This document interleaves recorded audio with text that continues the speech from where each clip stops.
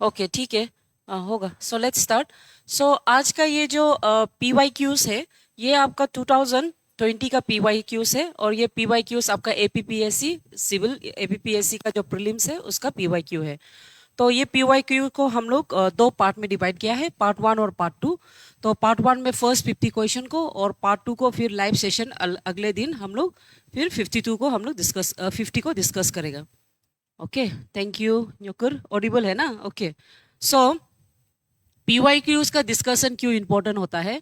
क्योंकि वो आपको आपका जो कंसेप्ट है और कौन सा पार्ट से एग्जाम में पूछा जाता है उसके बारे में आपको फेमिलराइज कराता है। और जैसे अभी सुनने को मिल रहा है, APPSC अगला साल फिर से होने वाला है। जिस तरह से आपका इस साल हुआ था वैसे ही अगला साल भी आपका मिड जुलाई का सेशन में नोटिफिकेशन आने वाला है, फिर से एग्जाम स्टार्ट होने वाला है। तो इसीलिए PYQ का डिस्कशन आपके लिए बहुत अच्छा रहेगा और एग्जाम का प्रिपरेशन में आपको मदद मिलेगा। ठीक है। सो PYQs का डिस्कशन का जो फर्स्ट क्वेश्चन है, क्वेश्चन नंबर 1। सो क्वेश्चन नंबर 1 यहाँ क्वेश्चन पूछा गया है, the lander Vikram of Chandrayaan 2 was designed to function for one lunar day which is equivalent to about 10 earth days। अगर आप लोग कोई ऑनलाइन है और आप लोग इसको बोल सकता है आंसर को, आप लोग आंसर को देखिए। Any one of you?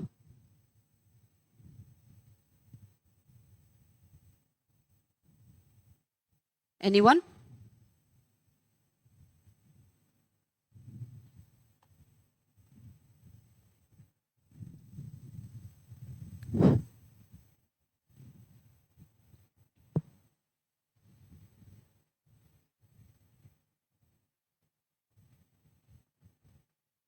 Anyone? इसका आंसर क्या होगा, किसी को पता है? कोई आंसर दे सकता है हमको?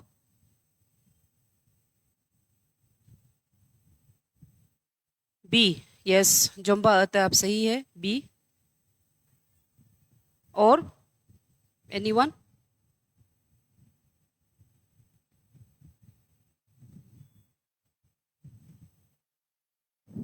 हाँ, बी सही है। सो ये जो लूनर डे यहाँ पे जो देखे रखा है, लूनर डे, ये वाला लूनर डे। लूनर डे का मतलब क्या है? ये आपका जो मून है, ये हो गया आपका अर्थ हो गया, और ये आपका मून हो गया। This is your earth, this is your moon. तो मून का रोटेशन, मून जो अर्थ को कितना डे में रोटेट करता है उसी को हम लूनर डे बोलता है। और यहाँ में वन लूनर डे का जो फंक्शन है that is equivalent to 14 days in Earth, यानी कि ऑप्शन बी आपका सही है। हाँ सही है, आप लोग सब सही है, वेरी गुड। ऑप्शन बी सही है। ऑप्शन बी सही है।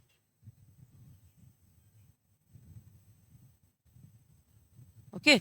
सो चंद्रयान का बारे में आपको क्या पता है? चंद्रयान, ये चंद्रयान 2 मिशन, ये जो आपका मून मिशन है, मून मिशन। ओके।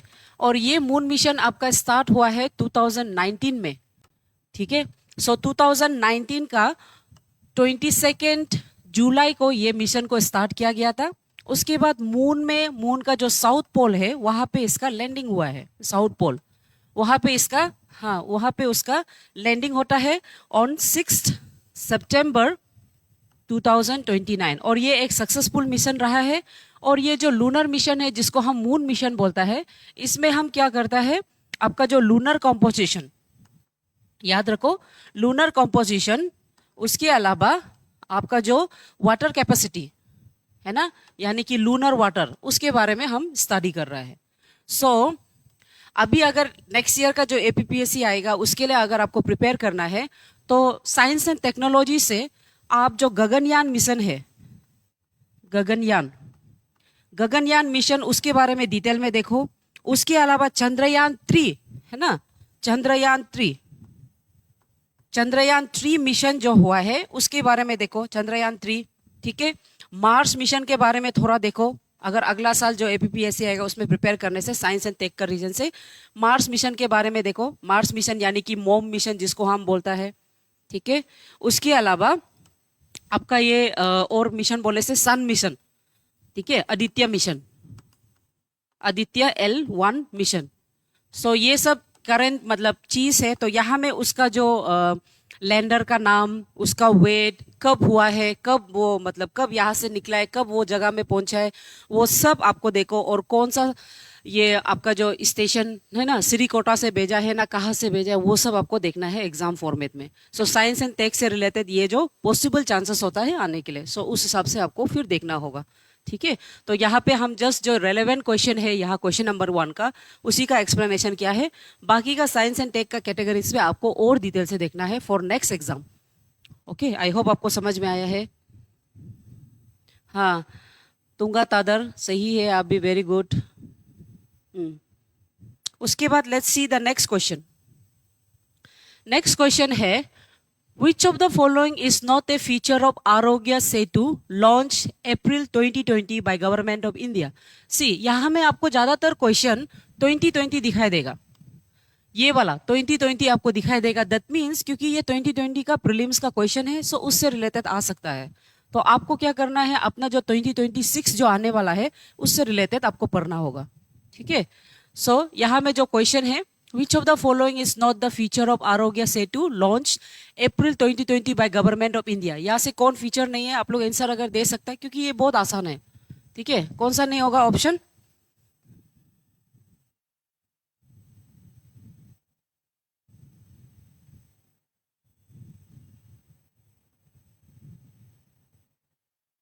ठीक है, क्रैश लैंडिंग हो या लैंडिंग हो, बट वो जो जहां उसको डेस्टिन किया गया था वहां वो पहुंचा है ना। सो हम उसको अपना स्टडीज में हम लोग उसको एक सक्सेसफुल अटेम्प्ट माना जाता है। क्वेश्चन नंबर 2 का अगर ऑप्शन आप लोग बोल सकेगा तो क्वेश्चन नंबर 2 आरोग्य सेतु।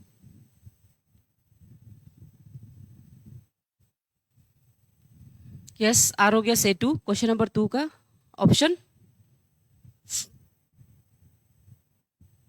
सी। दुनियो के ना, सी एक बार फिर से ध्यान से पढ़ लीजिए। हाँ, तादर आप सही है, very good. Question number D. ठीक है, सो आरोग्य सेतु पहले देखो ये क्या है। आरोग्य सेतु, सो आरोग्य सेतु, यस ये डी है ऑप्शन। ठीक है, आरोग्य सेतु ये एक डिजिटल सर्विस बोर्ड है। ठीक है, डिजिटल सर्विस बोर्ड जिसको आपका कोविड-19 के समय में इसको फॉर्म किया गया था, और ये अभी भी फंक्शनल है। आरोग्य सेतु का साइट अभी भी फंक्शनल है, और इवन हम लोग का जो ट्रिम्स है अरुणाचल प्रदेश का जो मेडिकल है वहां में भी इसको यूज करता है। इसका थ्रू से आप स्कैनर अप्लाई कर सकता है मेडिकल का स्लिप के लिए। ठीक है, तो आरोग्य सेतु में ना 4 इसका प्रॉपर्टी है, 4 फीचर्स है। प्रॉपर्टी या तो फीचर्स हम बोल सकते हैं। ठीक है, ये 4 है। सबसे पहला ये है number 1, risk status of the user. कोई कोविड कोरोना है या तो कोरोना आसपास में हो सकता है, उसके बारे में वो बताता है। Second, national wide Covid status, ये उसका फीचर है। नेशनल वाइड वो कोविड का क्या स्टेटस है, हम लोग का कंट्री में कितना स्टेटस है, उसके बारे में बताता है। फिर सेल्फ असेसमेंट टेस्ट है ना, जो आपका गाइडलाइंस के बेस में जो सेल्फ असेसमेंट टेस्ट है उसके बारे में बताता है। जो ऑप्शन नहीं है वो ये। ठीक है, क्योंकि यहाँ पूछा है विच इज नॉट पूछा है, तो आपका ऑप्शन ये support for the Sanskrit language, ये तो आपका लैंग्वेज का उसमें आ जाता है ना। तो ये आपका आरोग्य सेतु के अंदर नहीं आता है। तो आरोग्य सेतु का 1, 2, 3 और 4 जो फीचर है वो आपका ई ट्रांसैक्शन। ठीक है, ई ट्रांसैक्शन एक्सिस, इसका मतलब सपोज क्या बोलता है, ई पास है ना। ई ट्रांसैक्शन एक्सिस मतलब ई पास। किसी को अगर कोई कोरोना वैक्सीन ले लिया तो उसको एक सर्टिफिकेट प्रोवाइड करता है, वो सर्टिफिकेट से वो एक जगह से दूसरा जगह आराम से ई पास करके वो जा सकता है, उसको बोलता है। ठीक है, क्योंकि कोरोना कोविड का समय में बहुत कंपलसरी रखा गया था कि आपको, यस आप लोग सब सही है, आपको ये करना है, मतलब सर्टिफिकेट लेना है कि आप वैक्सीनेटेड पर्सन है कि नहीं, तो उसको ई पास बोलता है। So these 4 are the features of your Arogya Setu. Okay, next जो है question number 3, which of the following books is not authored और edited by Anand Teltumbde, writer and scholar. इसका ऑप्शन आप लोग को पता है, एनीवन?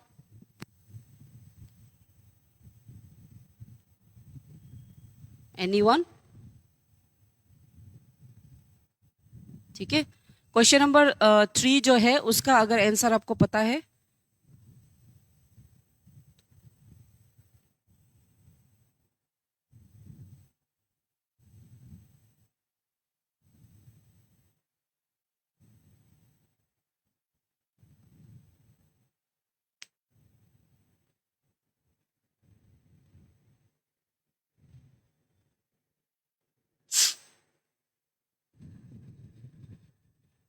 सो क्वेश्चन नंबर 3 का, विच of the following books is not authored और edited by Anand तिलतुम्बी।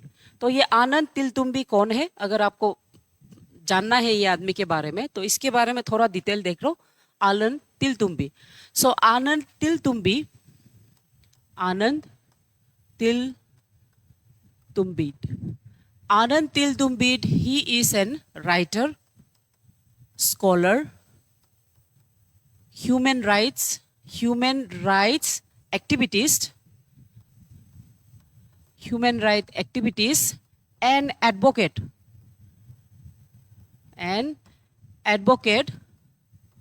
for Dalits.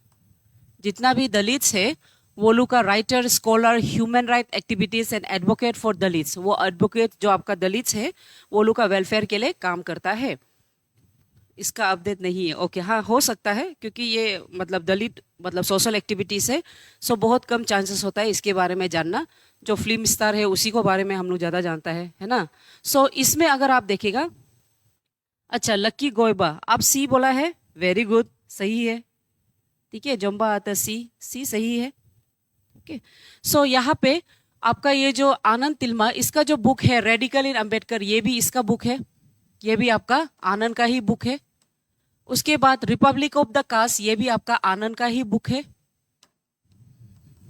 उसके बाद दलित पास्ट, प्रेजेंट एंड फ्यूचर, ये भी आनंद का ही बुक है। लेकिन जो बुक है कास्ट मैटर, ये आपका आनंद तिलतुम्बी का बुक्स नहीं है। ओके, ये आनंद तिलतुम्बी का बुक्स नहीं। और यहाँ पूछा है विच इज नॉट, तो ये बुक के बारे में, ये भी आपका दलित राइटर एंड स्कॉलर है जो दलित के बारे में लिखता है, और इसका नाम है सूर्य रंगदे। ठीक है, इसका नाम है सूर्य यांगदे। ओके, ये सूर्य यांगदे जो है ये भी आपका दलित लोग के बारे में, सोशल एक्टिविटी से दलित लोग के बारे में लिखता है। ये बुक को 2019 में उसने एक नॉन फिक्शनल बुक बोल के दलित के बारे में उसने लिखा है। ओके ओके, सो नेक्स्ट जो है question number 4। Question number 4, the World Health Organization declared the novel COVID-19 public health emergency of international concern on। तो ये तो डायरेक्ट सीधा डेट है, और अगर आप लोग को आइडिया है तो आप इसका ये बना दीजिए और क्वेश्चन बना दीजिए, आंसर दे दीजिए। एनीवन?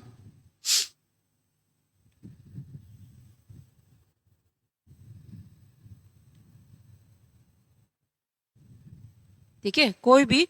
ये जो क्वेश्चन नंबर 4 है, the world health organisation declare the novel कोविड-19 public health emergency of international concern on. तो इंटरनेशनल कंसर्न मतलब ऐसा डिजीज जो वर्ल्ड वाइड सबको इफेक्ट करता है ना। कोविड-19 को एक पब्लिक हेल्थ इमरजेंसी बताना, इसका मतलब ये वर्ल्ड वाइड सबके लिए रिस्क है, वर्ल्ड वाइड है ना, वर्ल्ड वाइड सबके लिए रिस्क में जो फैक्टर है और जो सबको इन्फेक्शन कर सकता है एंड लाइफ थ्रेटनिंग। ठीक है, लाइफ थ्रेटनिंग जो है, इसीलिए इसको वर्ल्ड इमरजेंसी बोल के बताया गया, हेल्थ इमरजेंसी होगा। सो इसका ऑप्शन क्या हो सकता है? ए नहीं, ए ओके, इसका ऑप्शन है 30 जनवरी 2020। ठीक है, 30 जनवरी को नोवल कोरोना वायरस को वर्ल्ड वाइड मतलब इमरजेंसी बोल के डिक्लेयर किया है। जैसे आपका स्पेनिश फ्लू है वो भी वर्ल्ड वाइड डिक्लेयर किया गया था, है ना। कोलेरिया को भी वर्ल्ड वाइड हेल्थ इमरजेंसी बोल के डिक्लेयर किया था। सो याद रखो, देयर आर सर्टन डिजीजेस जिसको वर्ल्ड वाइड इमरजेंसी बोल के आपका वर्ल्ड हेल्थ ऑर्गेनाइजेशन जो डिक्लेयर करता है और पीपल को उसके बारे में अवेयर करने के लिए कहता है। उसमें से जैसे आपका रिसेंटली बोलने से कोविड हो गया, कोविड-19। ठीक है, उसके अलावा स्पेनिश फ्लू है ना, उसके बाद आपका पोलियो, ट्यूबरक्लोसिस। ठीक है, और उसके बाद और एक डिजीज है, polio, tuberculosis, Spanish flu, cholera. ठीक है, दीज आर द डिजीज जिसको वर्ल्ड वाइड जो डिक्लेयर किया है ओपनली कि वो एक पब्लिक हेल्थ इमरजेंसी है इंटरनेशनल लेवल में। सो कभी कभी एग्जाम में ना आपको ये डिजीज का नाम दे के पूछा जा सकता है, इसमें से किसको वर्ल्ड हेल्थ ऑर्गेनाइजेशन जो पब्लिक हेल्थ इमरजेंसी बोल के डिक्लेयर किया है, तो इसलिए ये सब डिजीज को भी आपको मालूम करना है। ठीक है,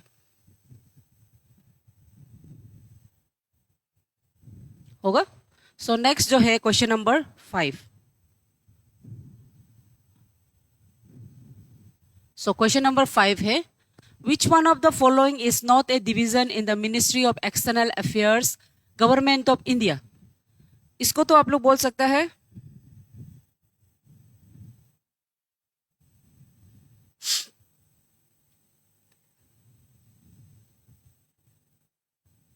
एनीवन, क्वेश्चन नंबर 5 का।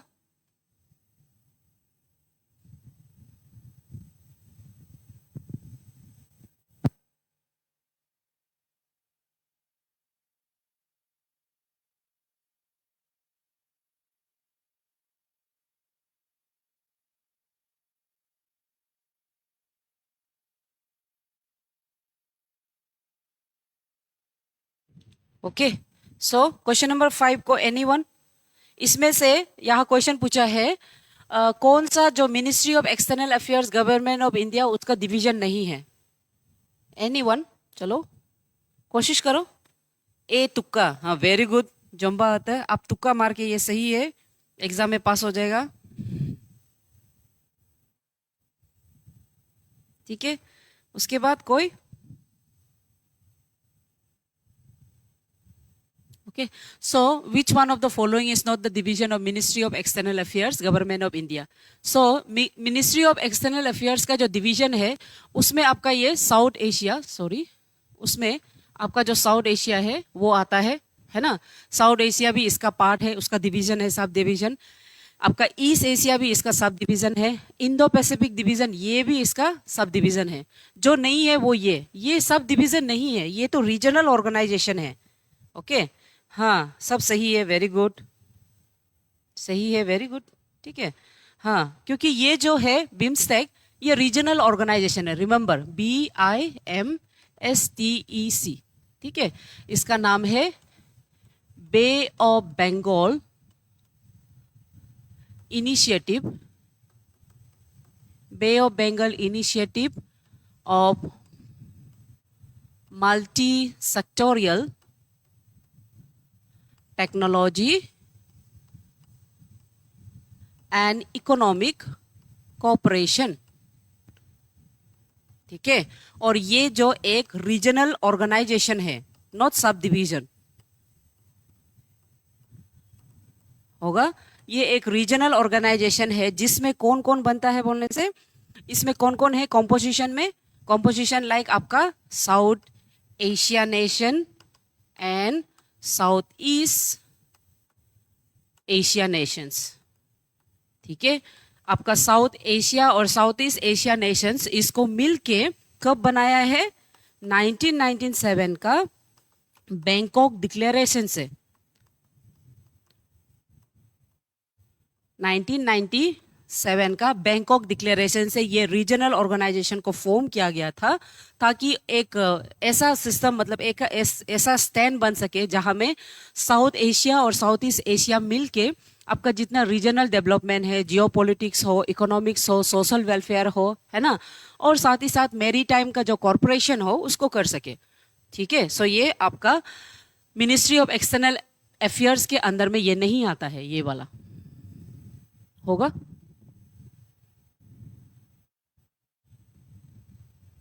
उसके बाद नेक्स्ट आता है आपका क्वेश्चन नंबर 6।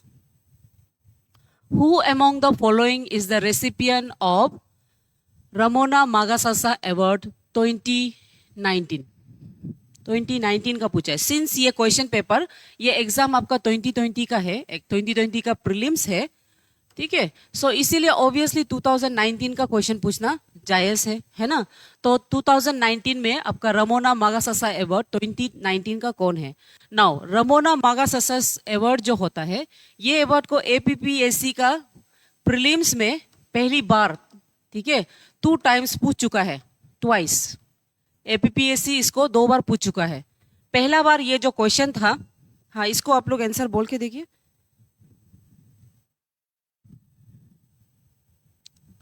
एनीवन? पहला बार इसका जो क्वेश्चन एपीपीएससी में आया था वो ये कि ये किसका मतलब किसका याद में या तो किसका ऑनर में, है ना, किसका ऑनर में ये अवार्ड को रखा जाता है, ऑनर में। ओके, किसका ऑनर में ये अवार्ड को रखा जाता है, रमोना मागासासा अवार्ड। ये था आपका एपीपीएससी का पहला क्वेश्चन। और सेकेंड टाइम क्वेश्चन 2019 में वो पूछ रहा है कि रमोना मागासासा अवार्ड को किसको दिया है, होगा। तो इसमें ऑप्शन बोलने से एनीवन? कोई भी बोल सकता है।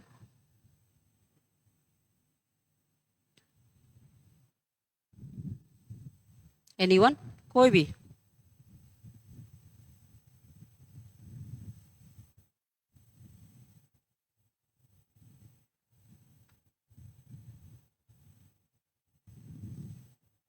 हाँ, lucky girl boy, yes, very good. हाँ, अब सही है, गुड, सही है। ठीक है। ये जो रमोना 6 का जो अवार्ड है, 6 का आंसर है, ये है आपका अंकना नीलापाजित, थाईलैंड का। ठीक है। तो अंकना नीलापाजित ये है कौन? She is a social activities, socialist. ठीक है, ये सोशलिस्ट है, ह्यूमैनिटेरियन है, ह्यूमैनिटेरियन है, सोशलिस्ट है। और ये जो थाईलैंड में, ठीक है, थाईलैंड में आपका अर्ली 2000s में, यानी कि 2000 से लेके 2019 का जो सेशन है, थाईलैंड में ये एरिया में बहुत सा ह्यूमन डिसअपियरेंस का केसेस चल रहा था। ठीक है, आदमी गायब होना, यानी कि मिसिंग रिपोर्ट, बहुत सा इंक्रीजिंग मिसिंग रिपोर्ट बनाया जा रहा था। और बाद में जाके देखा तो ह्यूमन ट्रैफिकिंग से ये रिलेटेड था। ठीक है, ये सब को आपका अंकना नीलापत जी, थाईलैंड का जो सोशल एक्टिविटीज है वो उसके लिए काम किया है। और इसी के लिए इसको रमोना मागासासा अवार्ड 2019 में दिया गया था। ओके, होगा। और ये रमोना मागासासा अवार्ड आपका फिलीपीन का जो प्राइम मिनिस्टर है, फिलीपींस, ठीक है, फिलीपींस का जो मिनिस्टर है, प्राइम मिनिस्टर, उसका ऑनर में ये अवार्ड को दिया जाता है। ठीक है, ऑप्शन सी ए है, सी नहीं, कोई बात नहीं। उसके बाद नेक्स्ट जो क्वेश्चन है, क्वेश्चन नंबर 7। क्वेश्चन नंबर 7 है, the latest country to rectify comprehensive test ban treaty is as of May 2020। ठीक है, मई 2020 में आपका कॉम्प्रिहेंसिव टेस्ट बैन ट्रीटी, ये कॉम्प्रिहेंसिव टेस्ट बैन ट्रीटी ये क्या होता है?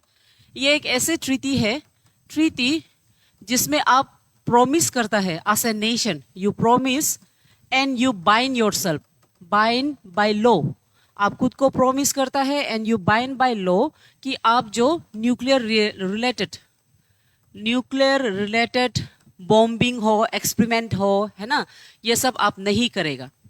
ठीक है, कॉम्प्रिहेंसिव टेस्ट बैन ट्रीटी जो आपका न्यूक्लियर वेपन्स बनाना और उसका टेस्टिंग करना, वो सब को आप नहीं करेगा बोल के आप प्रॉमिस करता है। एज ऑफ मई 2020 में जो ये प्रॉमिस किया था, ऑप्शन क्या हो सकता है आप लोग 7 का?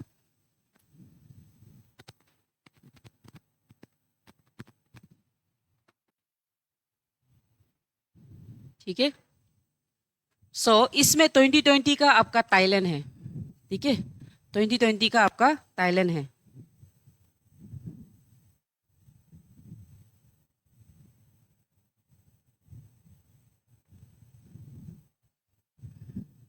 यस,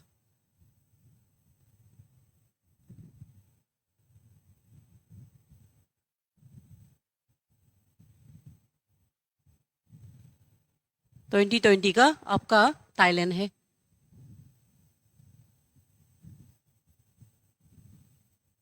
ठीक है, आपका कहना, आप जो पूछ रहा है 2025 का कौन है ना, 2025 का। 2025 का आपका पपुआ, पपुआ न्यू गिनिया बोलते हैं ना, स्पेलिंग शायद थोड़ा गलत हो सकता है, लेकिन पपुआ न्यू गिनिया ये वो कंट्री है जो comprehensive test ban treaty of 2025 को वो ज्वाइन किया है, 2025 का। ठीक है, 2025 का आप याद करके पढ़ लो। और 2020 का सिंस डिस्कशन है तो इसमें थाईलैंड था। Okay, very good. सो उसके बाद let's see question number 8. Question number 8 है, विच one of the following country presently does not have a female president और हेड ऑफ द स्टेट. सो ये क्वेश्चन को आप देख लो. आपको आने वाला जो एपीपीसी 2025 होगा, सॉरी 26 होगा, तो 26 में आपका वर्ल्ड वाइड में, ठीक है, करंट अफेयर्स फॉर्म में वर्ल्ड वाइड में जो फीमेल रिप्रेजेंटेटिव है, फीमेल रिप्रेजेंटेटिव कौन कौन सा कंट्री में फीमेल रिप्रेजेंटेटिव है, उसका नाम को आप पढ़ लो. स्टडी, स्टडी, ठीक है. वर्ल्ड वाइड में 2026 का यानी कि 25 तक भी कौन कौन सा फीमेल रिप्रेजेंटेटिव है उसको स्टडी करो, क्योंकि ये क्वेश्चन आपका एपीपीएससी में पूछा जाता है फीमेल को लेके, वुमेन रिप्रेजेंटेशन को लेके होगा. सो जैसे कि यहां में अगर पूछा है 2020 का यहां पूछा है और वो भी बोला है does not have female head, तो इसका ऑप्शन आप लोग का क्या हो सकता है? Anyone, any guesses, any guesses?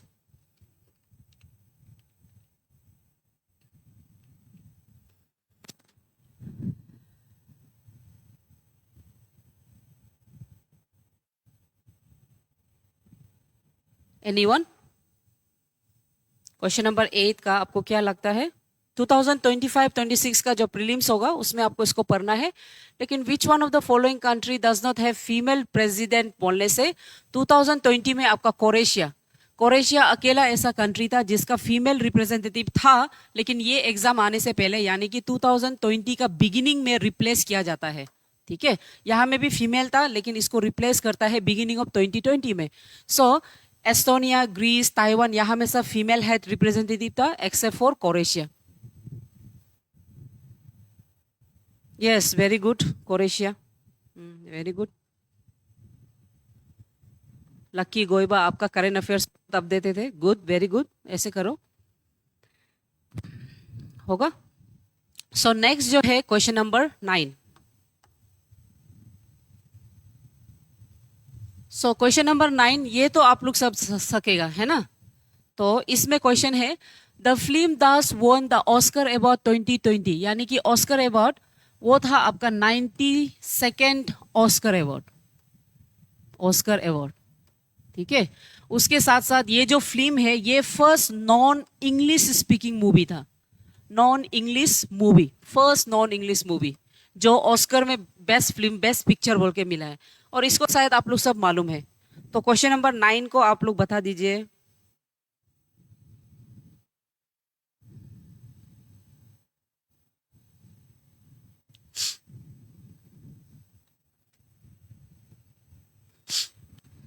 Anyone? Question number 9 को बता दो.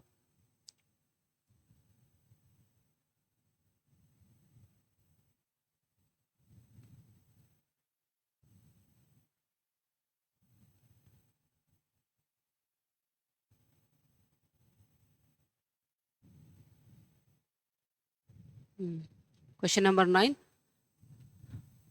Okay, the film who won the Oscar award for the best picture. ठीक है, तो ये फिल्म जो आपका 92nd ऑस्कर अवार्ड को मिला गया था और ये फिल्म का नाम है पैरासाइट.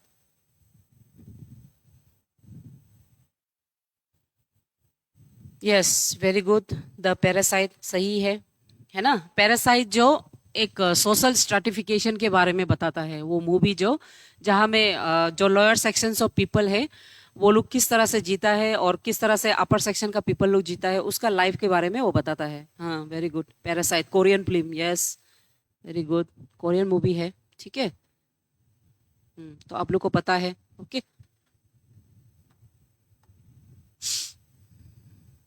उसके बाद question number 10. Which of the following countries is not the part of China's Belt and Road Initiative? Belt and Road Initiative. इसको कौन सकेगा आप लोग क्वेश्चन नंबर 10 को? ओह यस, बहुत बढ़िया मूवी है. हाँ,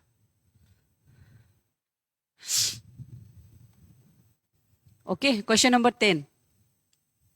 सो क्वेश्चन नंबर 10 का ये जो टॉपिक है, China's belt and road initiative. Remember, China's belt and road initiative, ये जो टॉपिक है ये मेंस टॉपिक है, बहुत इंपॉर्टेंट है मेंस में. ठीक है। और ये मेंस में 2020 का मेंस में पूछ चुका है एपीपीएससी का। ओके। और इवन ये यूपीएससी में भी ये टॉपिक को पूछ चुका है। पर्टिकुलर ईयर तो हमको याद नहीं है, लेकिन ये यूपीएससी का क्वेश्चन है।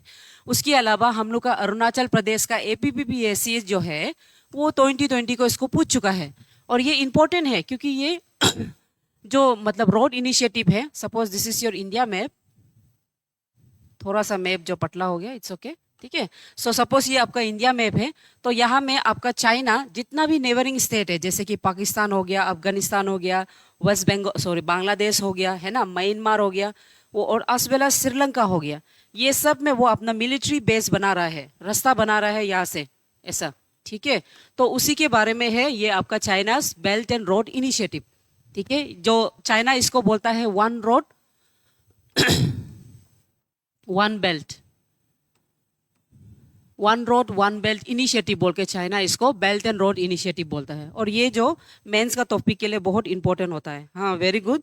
सो इसमें जो ये इसका जो इनिशिएटिव का पार्ट नहीं है, ये आपका भूटान है, ठीक है।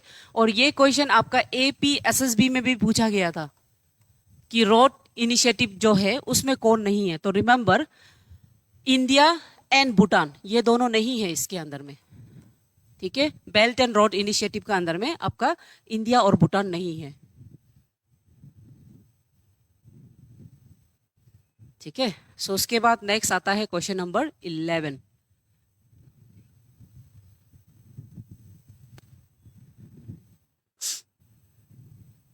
सो क्वेश्चन नंबर 11 है, that's is the observer member of World Trade Organization as of May 2020, ठीक है, 2020।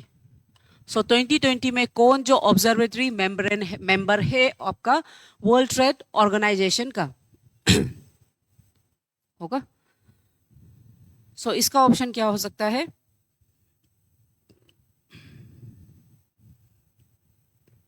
सो वर्ल्ड ट्रेड ऑर्गेनाइजेशन का जो ऑब्जर्वर का स्टेटस है, ठीक है, ऑब्जर्वर का स्टेटस सिंस 2011, ये कंट्री सिंस 2011 से ऑब्जर्वर का ही स्टेटस में है। स्टिल नाउ ऑब्जर्वर मेंब्रेन का स्टेटस है अभी भी मतलब प्रेजेंटली ऑल्सो 2025 में भी ये ऑब्जर्वर का ही स्टेटस है। तो ये कौन है? ऑप्शन को आप लोग बता के देखिए, एनीवन।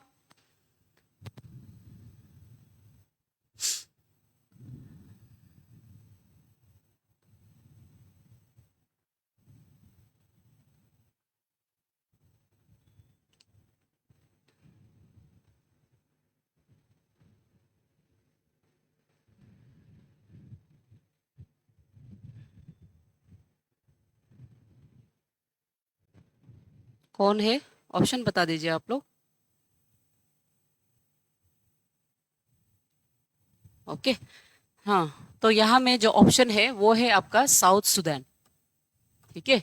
साउथ सुडान सिंस 2011 और अभी भी 2025 में वो ऑब्जर्वर का ही स्टेटस में है। बी तुक्का नहीं है, ए है, साउथ सुडान है, ठीक है। वो सबसे न्यूएस्ट कंट्री था, 2011 में सबसे न्यूएस्ट कंट्री ये फॉर्म हुआ था, न्यू कंट्री, ठीक है। और 2011 से और अभी जो है स्टेटस 2025 में भी वो एक ऑब्जर्वर का ही स्टेटस वो रखा गया है उसका, okay. Next question number 12। So the mission of DAS is to reduce the share of the global population that lives in the extreme poverty to 3% by 2030। यानी कि इन ऑर्गेनाइजेशन में से ऐसा कौन सा ऑर्गेनाइजेशन है जो पॉवर्टी से रिलेटेड इश्यूज को टैकल करता है और पॉवर्टी को रिड्यूस करने के लिए कोशिश करता है, ठीक है। सो इनमें से कौन हो सकता है? एनीवन? हाँ, बी करीब है लेकिन है नहीं, ओके, ठीक है। तो आपका ये जो क्वेश्चन नंबर 12 है इसका क्या हो सकता है? ओके, सो ये जो इंस्टीट्यूट है ये जो जितना हो सकेगा 3% आपका जो प्रॉपर्टी 3% ऑफ द प्रॉपर्टी को रिडक्शन करने का उसका जो प्लान है, गोल है बाय 2030, ठीक है। उसके अलावा आपका जितना भी प्रॉफिट शेयरिंग यानी कि 40% ऑफ द प्रॉफिट शेयरिंग को वो नियरली जितना भी वर्ल्ड वाइड होल पॉपुलेशन है उसके साथ शेयर करने का उसका गोल है, ठीक है, सो इनमें से कौन सा ऑर्गेनाइजेशन हो सकता है? World Bank, very good. ठीक है, तो ये आपका वर्ल्ड बैंक है। Remember, anything related to poverty, global मतलब डेवलपमेंट, वो हमेशा आपका वर्ल्ड बैंक ही होता है। ठीक है, हाँ सही है, वेरी गुड। उसके बाद नेक्स्ट होता है question number 13। Question number 13, which of the following is not the United Nations sustainable development goal 2015? These goals are to be achieve by 2030। इसमें से कौन हो सकता है? ठीक है, सो सस्टेनेबल गोल का डेवलपमेंट का जो क्वेश्चन है 2020 का प्रीलिम्स में तो आया ही था, है ना। उसके अलावा आपका 2025 जो था, यानी कि रिसेंटली 2024 का जो प्रीलिम्स आप दिया है, उसमें गोल है ही है। रिमेंबर, एडुकेशन, एडुकेशन भी सस्टेनेबल डेवलपमेंट का गोल है। ठीक है, तो जो नहीं है वो ये peace, justice and strong government organization. So option है D. Okay, and remember, sustainable development goal में टोटल गोल जो 17 है, 17 गोल्स है अंदर सस्टेनेबल डेवलपमेंट प्रोग्राम, जिसको वो लोग 2030 तक अचीव करना चाहता है। ओके सर,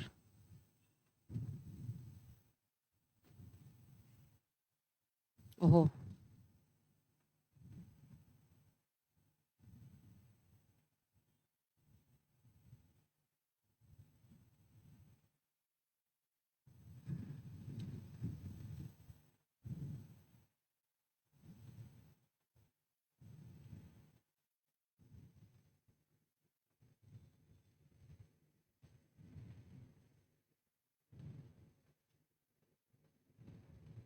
ओके, नेट का थोड़ा इश्यू हो रहा है ना, नेट स्टॉप हो रहा है, थोड़ा तकलीफ हो रहा है।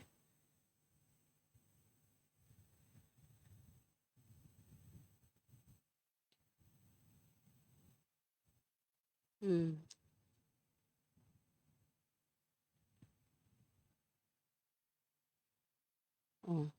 ओके, सो इसका क्या है? 13 का ए, नहीं नहीं नहीं, 13 दूरी, 13 का ए नहीं है, 13 का दी है, दी।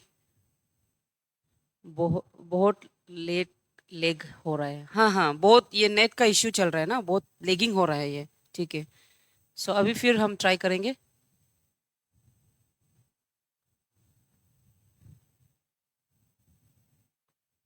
थोड़ा आप वेट करके देखिए, नेट अगर कनेक्शन प्रॉब्लम होने से हम लोग फिर क्लास को उपाय नहीं।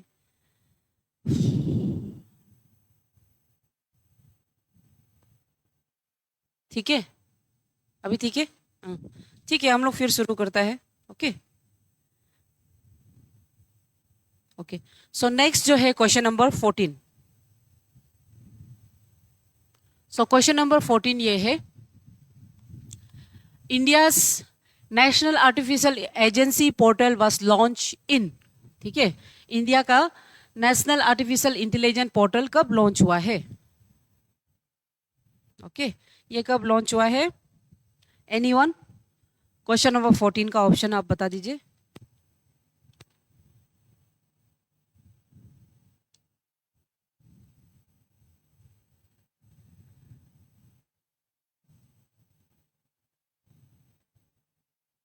ओके, क्वेश्चन नंबर 14 का जो ऑप्शन है वो ये है, इंडिया का जो नेशनल आर्टिफिशियल एजेंसी जो पोर्टल है उसको कब लॉन्च किया गया है। ठीक है, तो वर्ल्ड का जो है वो अराउंड 1950s में पहली बार वर्ल्ड में आर्टिफिशियल इंटेलिजेंस, एआई, ठीक है, एआई के बारे में कॉन्फ्रेंस रखा गया था।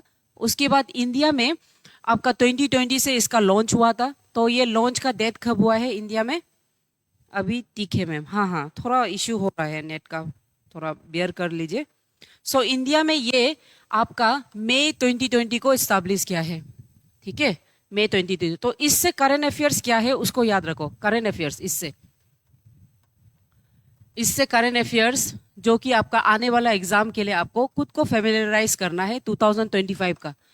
सो रिसेंटली 2025 में आर्टिफिशियल इंटेलिजेंस आपका जो अदानी ग्रुप है, ओके, अडानी ग्रुप के साथ आपका जो गूगल का है ना, माइक्रोसॉफ्ट यानी कि गूगल का जो चीफ है सुंदर पिचाई, वो जो अडानी ग्रुप का साथ विशाखापत्तनम, विशाखा विशाखापत्तनम। विशाखापत्तनम में एआई का इंस्टीट्यूट स्टैब्लिश किया गया है। ये सबसे लेटेस्ट है, ठीक है, याद रखो। आपका ये जो अदानी ग्रुप गूगल के साथ, यानी कि आपका वो गूगल सीईओ सुंदर पिचाई वो अनाउंस किया है कि विशाखापत्तनम को एआई का हब बनाएगा। हब, ठीक है, एआई का हब बनाएगा और ये इंस्टीट्यूट विशाखापत्तनम में स्टैब्लिश हो चुका है। ठीक है, ये इसका लेटेस्ट न्यूज़ है, लेटेस्ट करंट अफेयर्स न्यूज़।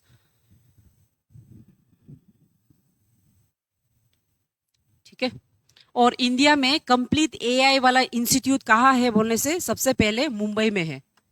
ठीक है, मुंबई में एआई से रिलेटेड जो इंस्टीट्यूट वेल एस्टैब्लिश जो कर दिया है वो मुंबई में क्या है। और प्रेजेंटली कहाँ क्या है बोलने से आपका, हाँ वेरी गुड, डी है। तो प्रेजेंटली कहाँ क्या है बोलने से आपका अदानी ग्रुप जो गूगल के साथ विशाखापट्टनम में किया है करेंट। ओके, उसके बाद question number 15। Question number 15, match the list, match list 1 with list 2 and select the correct answer using the codes given below। ठीक है, होगा क्वेश्चन नंबर 15 का। सो ये जो लिस्ट है इसमें यहाँ में जो बुक्स है ये आपका बुक्स का नाम है। ठीक है, बुक्स, और ज्यादातर ये बुक्स जो इकोनॉमिक रिलेटेड बुक्स है। उसके बाद ये साइड में उसका जो ऑर्डर है, तो आपको ये लिस्ट बनाना है। तो रिमेंबर कभी कभी हम सोचते हैं कि बुक्स कौन सा पढ़े, कौन सा ऑर्डर पढ़े, है ना। अपना जो इंडियन जो बुक्स है जैसे कि फ्रीडम फाइटर्स लोग का बुक्स उसको याद करो। उसके अलावा इकोनॉमिक्स से रिलेटेड बुक्स एंड आपका जो हिस्ट्री से रिलेटेड बुक्स होता है, ज्यादातर एग्जाम में ये लोग को पूछा जाता है, इकोनॉमिक्स वाला बुक एंड हिस्ट्री वाला बुक्स। ठीक है, उसके अलावा आपका जो फ्रीडम फाइटर्स हो गया जैसे महात्मा गांधी का बुक्स, जवाहरलाल नेहरू का बुक्स, है ना। उसके बाद क्रिकेटर्स जैसे वो लोग का बुक्स, वो लोग को आप पढ़ लो। ठीक है, सो इसमें आपको लिस्ट बनाना है। तो सबसे पहले the third pillar. Third pillar ये तो बहुत फेमस बुक है about economy, written by Raghuram Rajan. ठीक है, आप लोग भी बता सकता है ऑप्शन क्या क्या हो सकता है। तो ये लिस्ट है तो हम इसका बना लेगा। तो थर्ड पिलर जो है वो आपका रघुराम राजन का है। एंड रघुराम राजन इंडिया में क्यों इंपॉर्टेंट है, ये आपका गवर्नर रह चुका है, हम लोग का फॉर्मर गवर्नर है, गवर्नर ऑफ आरबीआई था ये, फॉर्मर फॉर्मर ठीक है, फॉर्मर गवर्नर ऑफ आरबीआई था ये। उसके अलावा आपका इंडियन इंटरनेशनल मॉनेटरी जो फंड है उसका भी ये इकोनॉमिक्स रह चुका है। He is a great personality in economics. उसके बाद poor economics, rethinking poverty and the ways to end it, ये है आपका Abhijit Vinayak Banerjee and Esther Duflo. ठीक है, तो ये बुक के लिए ये दोनों को 2019 में नोबेल प्राइज दिया था, मिला है। ठीक है, होगा। उसके बाद God as political philosopher, Buddha's challenge to Brahminism, ये तो आपका कांचा का बुक है। ठीक है, कांचा का। उसके बाद looking away inequality, prejudice and indifference in the new India, ये तो आपका हर्ष मियंदर का बुक्स है, होगा। सो इसका ऑप्शन बोलने से ए का 2, बी का 4। ठीक है, ए का 2, बी का 4 बोलने से ऑप्शन कहाँ होगा, ए का 2, बी का 4, यानी कि ऑप्शन हो गया आपका ये वाला। इसका ऑप्शन पीछे में लिखा है ये वाला। ठीक है, ये है इसका ऑप्शन।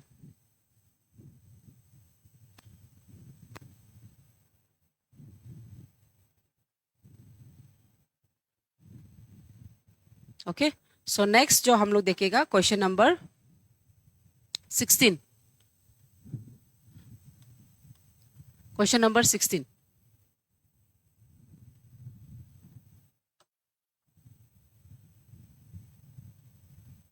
सो नेक्स्ट है question number 16। So question number 16 है, Atal innovation mission was set up by Das with an objective to create and encourage an environmental of innovation and entrepreneurship across school and so on।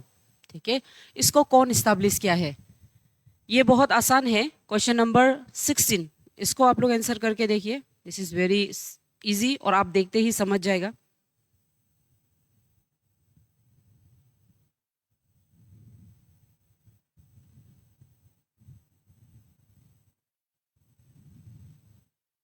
Question number 16, anyone, कोई भी, आपको क्या लगता है ये कौन सा ऑर्गेनाइजेशन बना रहा है?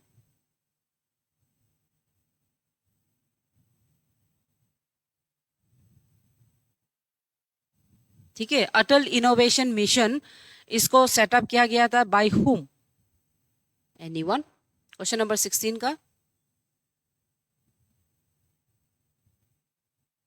अटल बिहारी वाजपेयी फाउंडेशन, नहीं, ये नहीं है। एनीवन? और बी विवेकानंदा फाउंडेशन, नहीं, मतलब एक ए बोलेगा दूसरा बी, सेकेंड वाला थर्ड वाला सी बोल दो। एनीवन?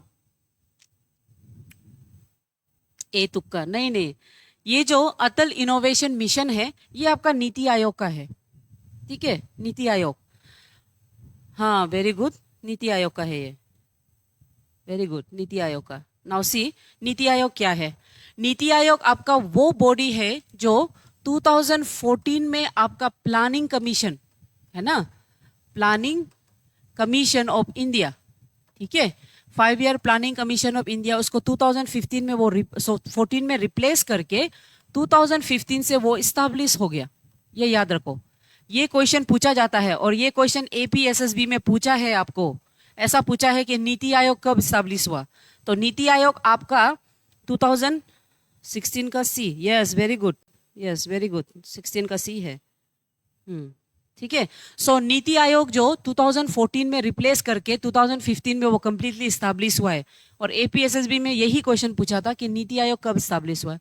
सो नीति आयोग 2015 में इस्टेब्लिश हुआ है, और ये एक ऐसा बॉडी है जो थिंक टैंक बॉडी, यानी कि अभी जो सिचुएशन है उसको सोच के डायरेक्ट करना, थिंक टैंक बॉडी।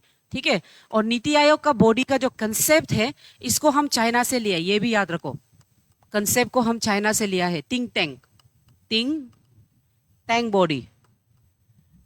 ठीक है, थिंक टैंक बॉडी ये हम चाइना से लिया है। तो इसमें अटल इनोवेशन जो मिशन है इसको नीति आयोग, जो नीति आयोग यहाँ में छोटा से हम लिख रहे हैं, हाँ, नीति आयोग जो इसको 2016 में स्टैब्लिश किया है, अटल इनोवेशन। ओके, अटल इनोवेशन बना के इसको 2016 में वो स्टैब्लिश किया है। ठीक है, जिसमें वो जितना मतलब इनोवेशंस है ना, इनोवेशंस एंड एंटरप्रेन्योरशिप, यानी कि India, made in India, made in India का जो कंसेप्ट है, आत्मनिर्भर वाला जो इंडिया है वो बनाने का इनिशिएटिव था। ठीक है, सो नेक्स्ट है क्वेश्चन नंबर 17। सो क्वेश्चन नंबर 17 है, द फीफा वर्ल्ड कप 2022, इसको तो आप लोग सब जानता है ना, हमको एक्सप्लेन नहीं करने से भी आप लोग इसको, इसका answer you can say this answers also. So FIFA world cup 2022 will be held in, और ये हो चुका है, सिंस ये 2020 का क्वेश्चन है, सो ये जो हो चुका है और आप लोग सब इससे फेमिलियर है। ठीक है, सो इसका ऑप्शन आप लोग बता दीजिए हमको, क्वेश्चन नंबर 17 का।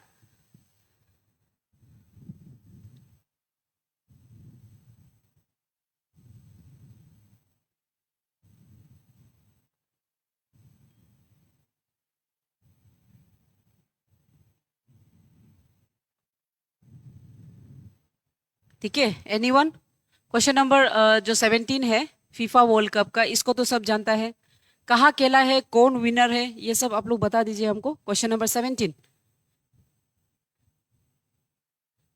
बी, हाँ वेरी गुड, कतर अर्जेंटीना जीता है। हाँ, तो देखो आप लोग सबको पता है ये आंसर, वेरी गुड।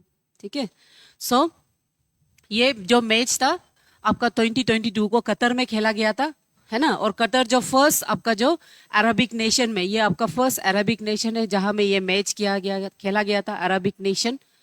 उसके अलावा यहाँ में आपका अर्जेंटीना जीता था। ठीक है, सो आपको पता है, वेरी गुड, हाँ आप लोग सब, कतर, यस, बी नहीं, हाँ B, very good, Qatar, good. Okay, so next जो क्वेश्चन है क्वेश्चन नंबर 18।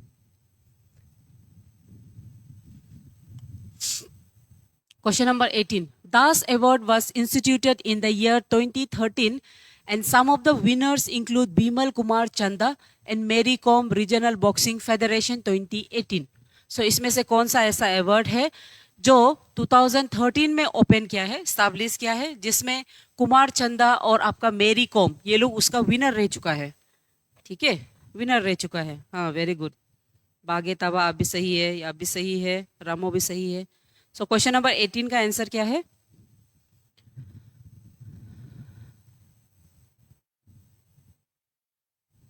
हाँ, अर्जेंटीना। Yes, Argentina.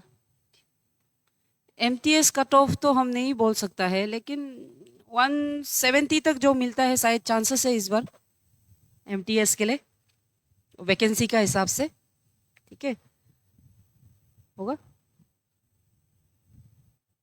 हाँ, टॉप स्कोरर बापे बापे था क्या? टॉप, अच्छा अच्छा, हाँ वो था। ओके, क्वेश्चन नंबर 18 को देख लो। एनीवन?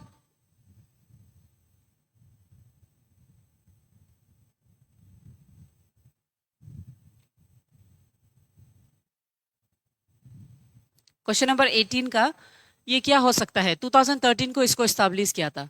ओके, और इसमें विनर जो आपका बिमल कुमार चंद्रा और मेरी कॉम ये भी मिला गया था। तो ये अवार्ड जो आपका दी है, दीनदयाल उपाध्याय जो अवार्ड है, ये एक ऐसा अवार्ड है जहां में आपका जितना भी चाहे वो मतलब इन पर्सन इंडिविजुअल हो सकता है या तो ऑर्गेनाइजेशन हो सकता है जो स्पोर्ट्स का फेडरेशन के लिए कोशिश कर रहा है, उसके लिए दी तुक्का।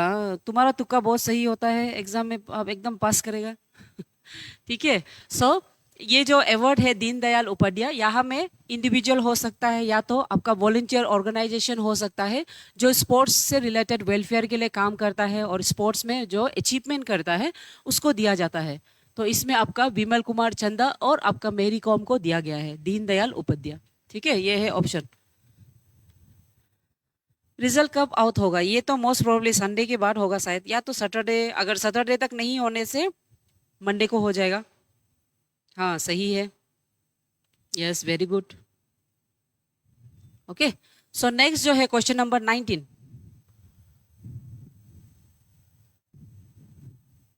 Question number 19। So, North Atlantic Treaty Organization is an alliance that consists of 10 independent member countries. So, आपका जो नाटो है, नॉर्थ अटलांटिक ट्रीटी ऑर्गेनाइजेशन, ये एक ऑर्गेनाइजेशन है जो इसमें कितना मेंबर्स है उसके बारे में पूछा है, कितना इंडिपेंडेंट मेंबर कंट्रीज है इसमें। ठीक है, तो इसमें कौन हो सकता है क्वेश्चन नंबर 19 का?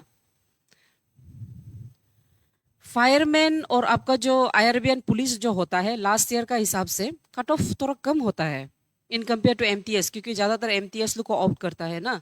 तो फायरमैन ये सब में फिजिकल होता है। 180 तो सेफ है, हाँ बहुत सेफ है एकदम। ए 27, गुमसिंग 27 बोला है आप जो। और एनीवन क्वेश्चन नंबर 19 का और कोई दे सकता है? D, very good.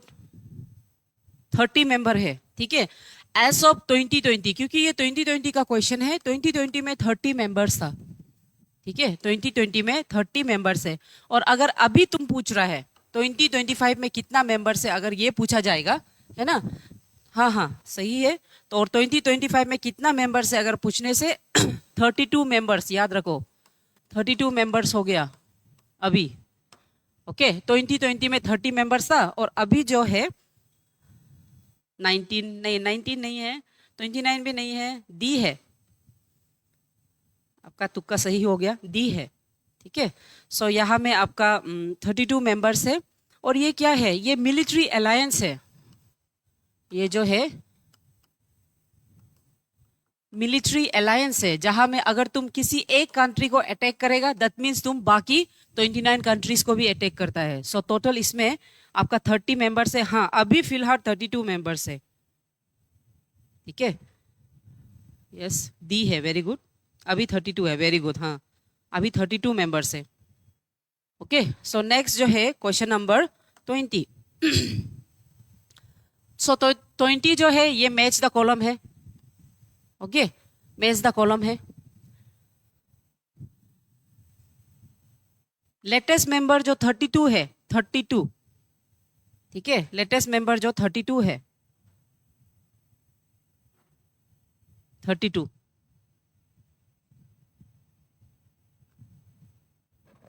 सो ये जो मैच द कॉलम है, रिमेंबर नोबेल प्राइज इंपॉर्टेंट होता है। नोबेल प्राइज लोग नोबेल प्राइज हो गया, और इंडिया से जैसे कि भारत रत्न हो गया, भारत रत्न, ठीक है। ये लोग इंपॉर्टेंट है, और ये लोग का क्रोनोलॉजी सबको आप याद नहीं कर सकते, लेकिन जब आप क्रोनोलॉजी पढ़ता है, फर्स्ट वाला, फर्स्ट फोर को आप पढ़ो, फर्स्ट फोर, फर्स्ट फोर, उसके बाद लास्ट फोर, लास्ट फोर, ठीक है। फर्स्ट फोर कौन कौन मिला था हर अवार्ड का, फर्स्ट फोर कौन कौन मिला था, लास्ट फोर कौन मिला है। जैसे कि यहाँ में सिंस ये 2020 का था, इसलिए वो लोग लास्ट फोर को पूछा है, 16, 17, 18, 19, समझ गया, लास्ट फोर को पूछा है। और अगर 25 के लिए आपको पढ़ना है तो 25, 24, 23, 22 कौन मिला है, और उसके अलावा इंडियन पर्सनैलिटी कौन कौन मिला है। जैसे कि इंडिया का जो क्रोनोलॉजी है नोबेल प्राइज को लेके, है ना, इंडिया का हाँ, इंडिया का जो क्रोनोलॉजी है, क्रोनोलॉजी मीन्स ऑर्डर, कौन पहले मिला है, सीवी रामन, रविंद्रनाथ टैगोर, ठीक है, वो लोग का क्रोनोलॉजी को आपको पढ़ना है होगा। उसके अलावा अगर लास्ट फोर को, फर्स्ट फोर को आपको पढ़ना है अवार्ड का, क्योंकि मैच द कॉलम आपका सिविल सर्विस में बहुत पूछा जाता है, ठीक है, ठीक है। सो इसमें जैसे कि नोबेल प्राइज को अगर देखेगा 2019 में कौन मिला है, क्योंकि ये सिंस 2020 का क्वेश्चन है, तो 2019 में मिलने वाला अबे अहमद अली, ठीक है, अबे अहमद अली, वेरी गुड, हाँ सही है। बोन चेंग का जो रिप्लाई है वो सही है मार्शल के लिए। सो 2019 में जो है वो आपका अबे अहमद अली है, और ये जो आपका इथियोपियन, इथियोपियन का प्राइम मिनिस्टर है, ओके। उसके बाद 2018 का जो है वो आपका डेनिस मुक्विद एंड नादिया मुराद, ये जो आपका ह्यूमन राइट एक्टिविटीज लोग है, ये लोग दोनों, ठीक है। उसका बाद 2027 का international camp two abolish nuclear weapon, इसको मिला है। उसके बाद 2006 जो जुआना मैनुएल सांटोस, जो कोलंबिया का मिनिस्टर है, Colombian minister, okay. So presently 2025 में किसको मिला है, क्या के लिए मिला है, उसको याद करो। उसके बाद जो क्रोनोलॉजी है, फर्स्ट लास्ट 25 से लेके 20 तक का लास्ट जो मिला है उसको याद करो।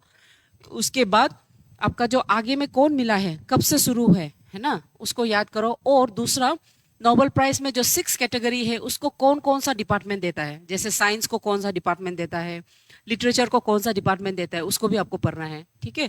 उसके बाद इंडिया में किस किस को नोबेल प्राइज मिला है, और उसका क्रोनोलॉजी पढ़ो, ईयर को पढ़ो, कौन आगे था, कौन पीछे था, कौन लेटेस्ट था, ऐसे, ओके। आई होप आप समझ में आया है। सो इसका अगर ऑप्शन बोलने से, ये हो गया आपका 3, ये हो गया 2, 3, 2। सो ऑप्शन यहां में लिखा है 1 का 3, ये 2, यानी कि आपका ऑप्शन है बी, ठीक है। नेक्स्ट है question number 21। Which one of the following is not correct about Asian infrastructure investment bank. Asian infrastructure investment bank का कौन नहीं है। 2026 डोनाल्ड ट्रंप, पता नहीं, हो सकता है, आजकल वहां भी पॉलिटिकलाइज है नोबेल प्राइज में, है ना, सो हो भी सकता है, ओके।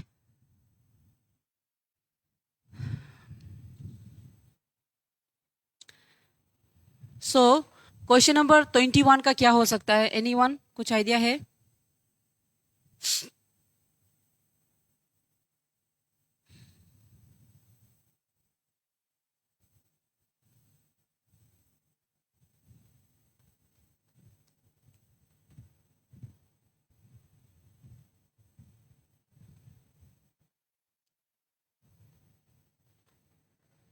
हाँ हाँ, वेनेजुएला का, ये सही है, आप उसको मिला है, ठीक है, ओके। 21 का, विच one of the following is not correct about Asian infrastructure development bank, कौन सा करेक्ट नहीं है।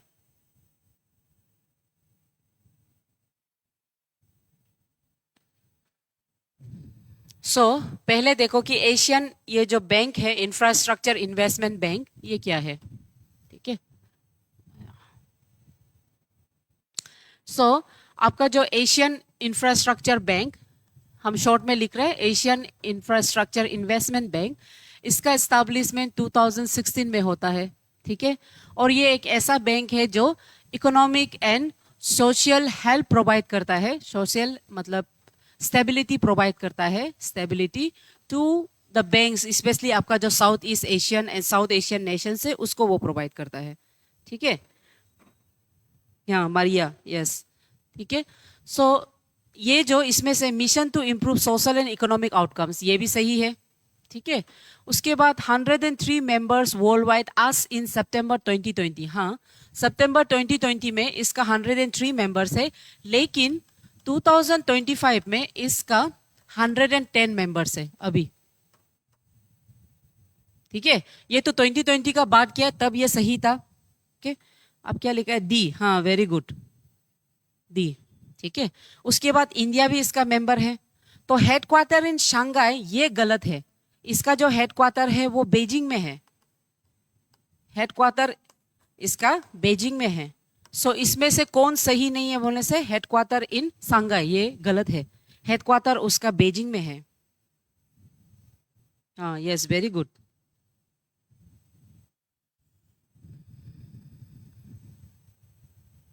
ठीक है, नेक्स्ट जो है question number 22।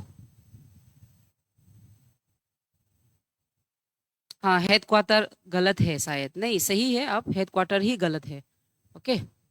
Next question number 22।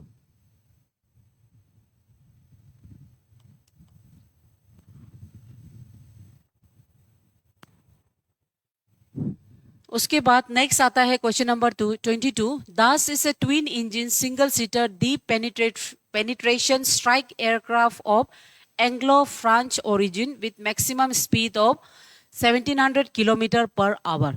ये किसका फीचर है वो बता रहे हैं, ठीक है। सो ये क्वेश्चन नंबर 22 किसका फीचर है।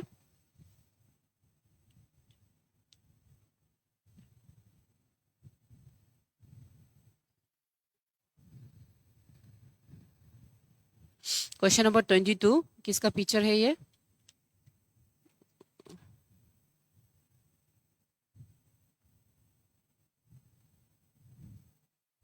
सो क्वेश्चन नंबर 22, ये जो आपका जैगुआर उसका फीचर है ना।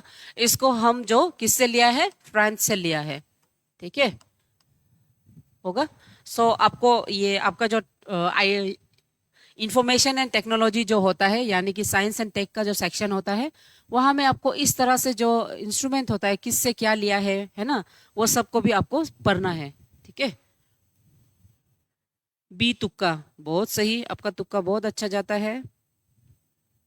Next question number 23।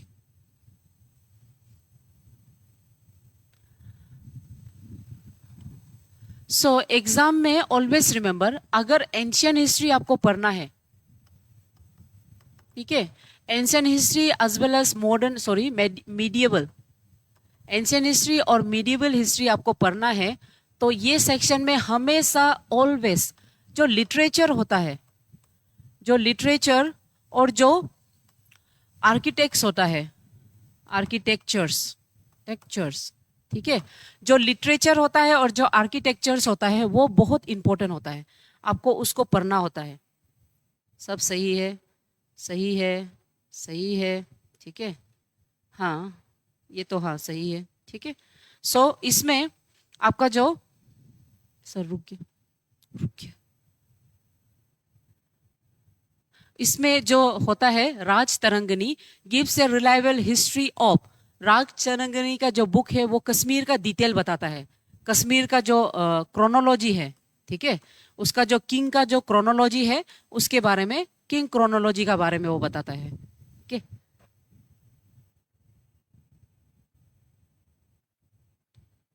King chronology ये सब के बारे में बताता है, होगा। और ये जो बुक है राज तरंगनी, इसको आपका कल्हानी, कल्हानी जो इसको लिखा है ये इसका ऑथर है, और ये जो आपका history of the Kashmir, Kashmir का क्रोनोलॉजी के बारे में बताता है, होगा। सी तुक्का, वेरी गुड, कोई कोई का तुक्का बहुत काम करता है, होगा। सो उसके बाद question number 24. Which one of the following sites contain the evidence of symmetry H culture? So ये जो H culture की सिमिट्री है जिसमें पर्टिकुलर एंगल में रखा जाता है ईस्ट टू वेस्ट में, है ना, उसके बाद particular angle 37 degree axis angle में रखा जाता है, तो ये जो कैरेक्टर है एच सिमिट्री कल्चर का, ये आपका हड़प्पा का है।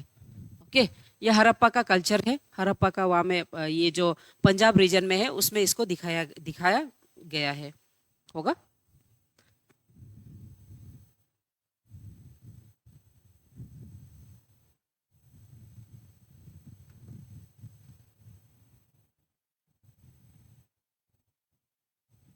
ठीक है, उसके बाद आता है क्वेश्चन नंबर 25, होगा। सो ये जो नेट का थोड़ा इश्यू हो रहा है, अप डाउन हो रहा है, इसलिए हम लोग कोशिश करेगा कि हम लोग जितना हो सकेगा PYQs को जल्दी डिस्कस कर सकेंगे।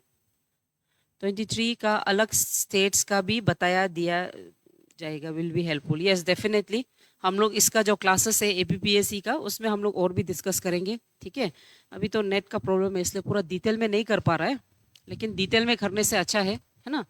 सो the structure known as the great bath is associated with which ancient state.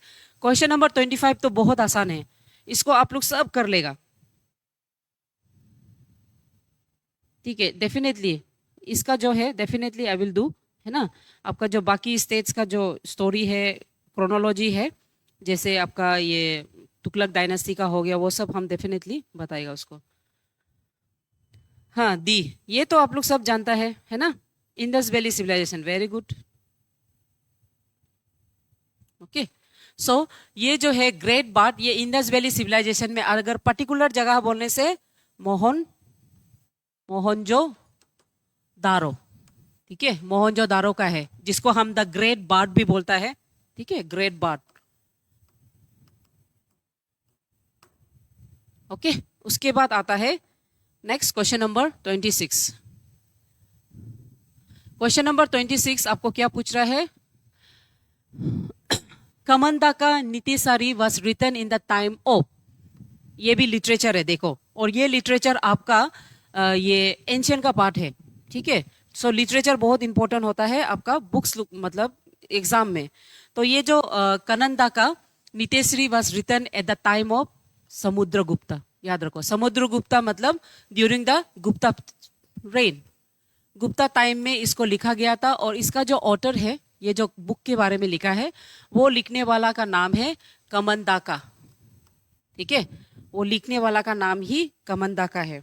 ठीक है, और यहाँ में आपका जितना भी सोशल, इकोनॉमिक एंड आपका जो पॉलिटिकल जो वेलफेयर था, political welfare of the state, welfare of state during the time of the Gupta period, Gupta period specially आपका समुद्रगुप्त के समय में,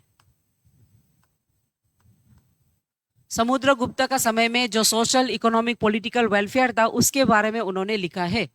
ठीक है, और यहाँ पे उसका जो डिस्क्रिप्शन है, ऐसा माना जाता है कि ये जो बुक है कमंदा नित्यसारा, इसका जो सिमिलरिटीज आपका कौटिल्य है ना, कौटिल्य का जो बुक है अर्थशास्त्र, अर्थशास्त्र, उससे सिमिलरिटीज मिलने का मतलब मिलता है बोल के बोला गया है।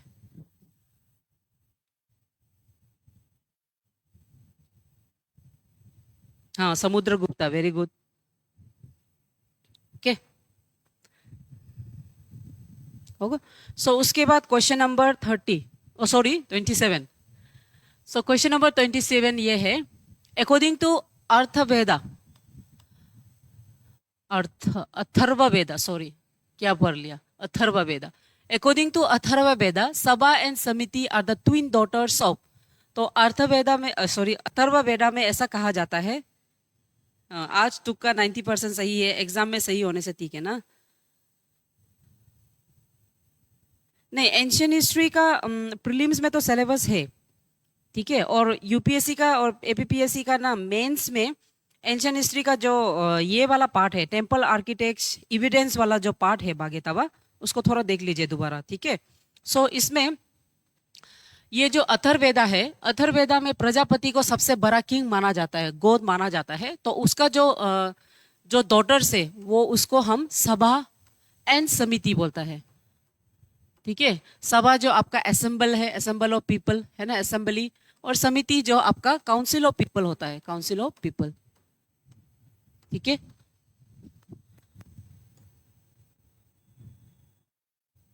उसके बाद क्वेश्चन नंबर 28, हु वाज कुंदा कुंदा? कुंदा कुंदा कौन था? क्वेश्चन नंबर 28, हु वाज कुंदा कुंदा? 27 का ए प्रजापति, वेरी गुड। ठीक है, उसके बाद क्वेश्चन नंबर 28,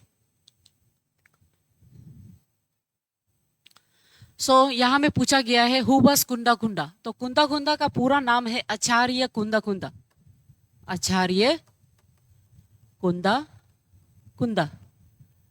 ठीक है, और आचार्य कुंदा कुंदा, हाँ यस, आचार्य कुंदा कुंदा आपका दिगंबरम, दिगंबरा जो सेक है जैनिज्म का, जैनिज्म का दो सेक है, जैनिज्म। ठीक है, जैनिज्म का दो सेक है, एक जो दिगंबरस है और दूसरा जो सितंबर, सितंबर। ठीक है, दिगंबरस और सितंबर, शॉर्ट फॉर्म में लिख दिया, दिगंबरा और सितंबरा सेक है। दिगंबरा सेक लोग क्या होता है, ये लोग न्यूड होता है, न्यूड, ये लोग में कोई कपड़ा वपड़ा नहीं पहनता है, and they follow the principles of, strict principles of Jainism. लेकिन सितंबरा ये लोग क्या है, व्हाइट कपड़ा जो पहनता है उसको पहनता है, व्हाइट क्लोथ। ठीक है, ये जो आपका ग्रेट स्कॉलर ऑफ दिगंबरा सेक है, होगा दी, तुक्का, अरे वेरी गुड, होगा। उसके बाद आता है आपका 29। तो 29 में the Gupta age is called as golden age of ancient India, but in which field was it not so progressive? है ना, हम लोग को पता है गुप्ता एज को Indian golden age of India माना जाता है, जिसमें आर्ट एंड कल्चर का डेवलपमेंट है, स्कल्पचर का, पेंटिंग का। जो नहीं है वो है फॉरेन ट्रेड। वहां में जितना हो सकेगा आपका डोमेस्टिक ट्रेड, वो जो अपना डोमेस्टिक ट्रेड और आपका जो डोमेस्टिक लैंड रेवेन्यू है ना, डोमेस्टिक लैंड रिफॉर्म्स, उसके ऊपर में ज्यादा ध्यान दिया है गुप्ता एज। गुप्ता एज में फॉरेन ट्रेड आपको इतना कम दिखाई देगा, होगा। क्यों नहीं मिलेगा यूपीएससी? आप खुद को कम मत सोचो, कैपेबल सोचो, क्यों नहीं सकेगा, होगा। उसके बाद 30, द फेमस अलाहाबाद। ओके, ये जो पिलर इंस्क्रिप्शन है, रिमेंबर अगर आप सिविल सर्विस के लिए पढ़ रहा है तो ये जो इंस्क्रिप्शन होता है पिलर, पिलर इंस्क्रिप्शन, इसको हमेशा याद रखो। और ये पढ़ने भी थोड़ा डिफिकल्ट होता है, लेकिन एक बार क्रोनोलॉजी आप पढ़ लेगा आसान लगेगा, इसलिए याद रखो। तो pillar inscription of the Gupta time, Gupta आपका जो मगध, मगध, मौर्यन, मौर्यन, ठीक है, आपका गुप्ता, मगध, मौर्यन, ये सब टाइम का जो पिलर इंस्क्रिप्शन है उसको पढ़ो, क्योंकि वो इंस्क्रिप्शन भी पूछा जाता है। हाँ ठीक है, वेरी गुड, फॉरेन ट्रेड है। पिलर इंस्क्रिप्शन का the famous Allahabad pillar inscription was compose bye, कौन कंपोज किया है बोलने से, हरिसेना। ठीक है, तो पिलर इंस्क्रिप्शन ये आपका हरिसेना बनाया है। इसको प्रयाग परस्ती बोलता है हम लोग, प्रयाग प्रशस्ति, प्रयाग प्रशस्ति। इसमें हरिसेना जो ये पिलर इंस्क्रिप्शन उसके बारे में वो बताता है।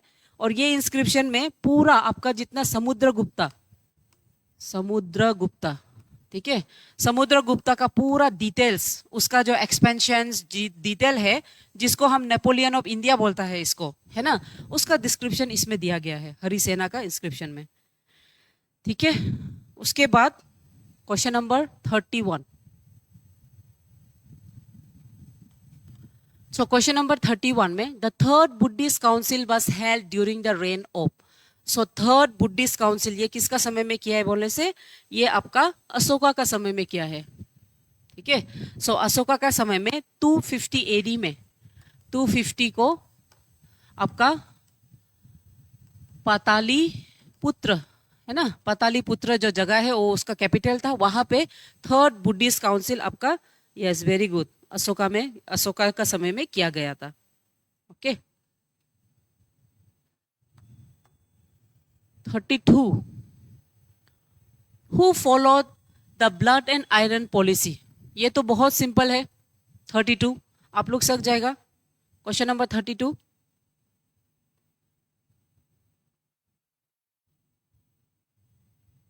Question number 32।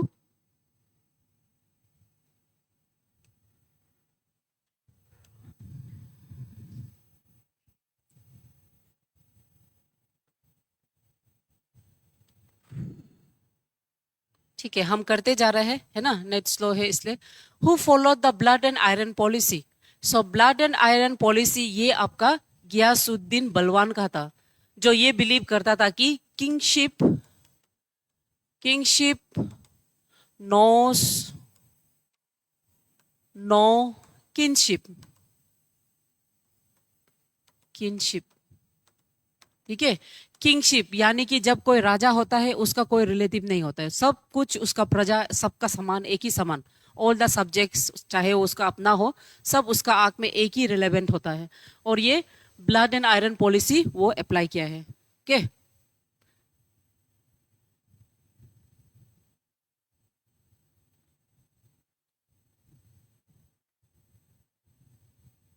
कोई बात नहीं, आप और ट्राई करते रहो। हम भी कितना बार पढ़ा है, 10-15 बार पढ़ चुका है, एक दो बार पढ़ने से नहीं होगा। Keep trying.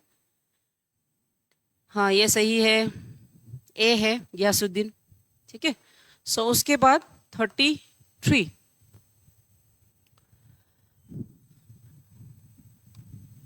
So 33, Babur who established Mughal Empire in India comes from the dynasty of, ठीक है। सो बाबर का जो डायनेस्टी है उसको हम तिमुरेड डायनेस्टी बोलता है, तिमुरेड डायनेस्टी, जिसमें उसका फादर का साइड से वो तैमूर है ना, तैमूर उसका फादर जो तैमूर का डिसेंडेंट था, डिसेंडेंट ऑफ तैमूर। और मदर जो उसका डिसेंडेंट, और माँ जो डिसेंडेंट ऑफ चेंगिस खान था, चेंगिस खान। ठीक है, उसका फादर जो डिसेंडेंट ऑफ तैमूर और मदर जो डिसेंडेंट ऑफ चेंगिस खान था, और इसलिए दोनों को मिला के बाबर को हम तैमूरेट ओरिजिन मानता है बाबर का। होगा, सही है, तैमूरेट। हाँ Timur, very good. Question number 34, who sign the Salbai treaty? Salbai treaty को कौन साइन किया है? क्वेश्चन नंबर 34, सलाबाई डायनेस्टी को कौन साइन किया है? ठीक है,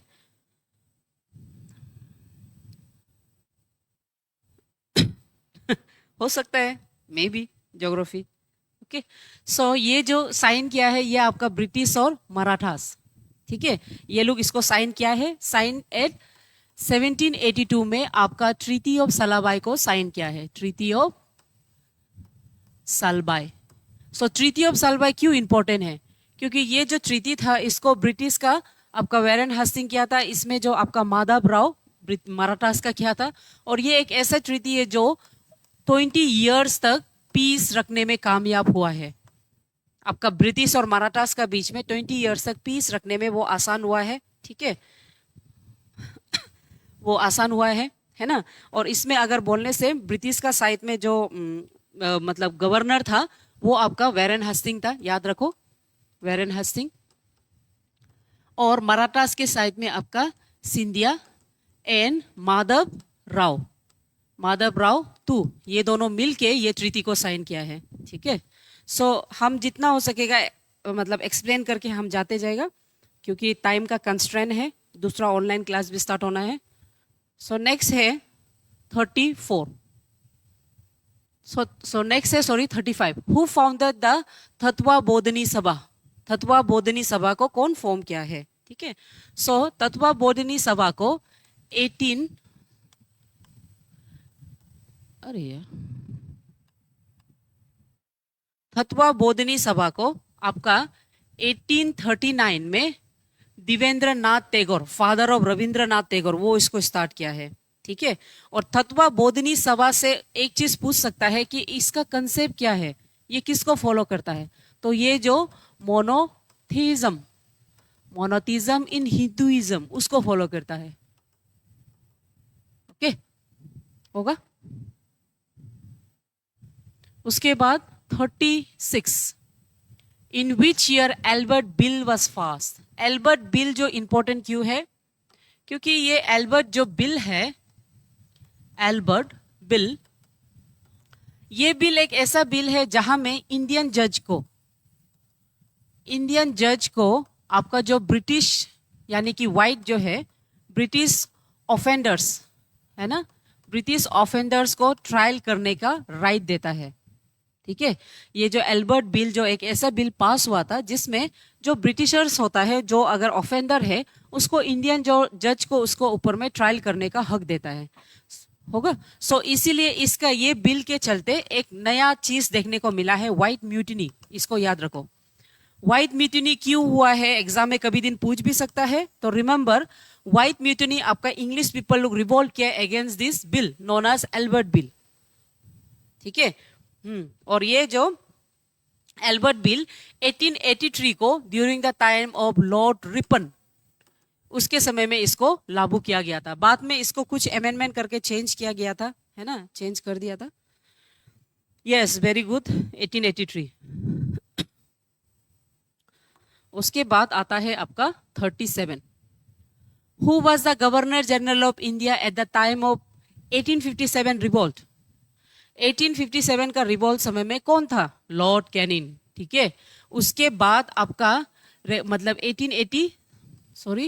1858 का गवर्नमेंट एक्ट ऑफ इंडिया आता है ना, और ये एक्ट के तहत आपका लॉर्ड गवर्नर जनरल का उसको वाइसरॉय बनाता है। ठीक है, गवर्नर जनरल जो होता है वो पोस्ट को वो लोग वाइसरॉय बनाता है, और जितना एडमिनिस्ट्रेशन है वो कंप्लीटली ब्रिटिश क्राउन के अंदर में आ जाता है आफ्टर द रिवोल्ट। तब आपका लॉर्ड कैनिंग वो आपका फर्स्ट वाइसरॉय भी वो होता है।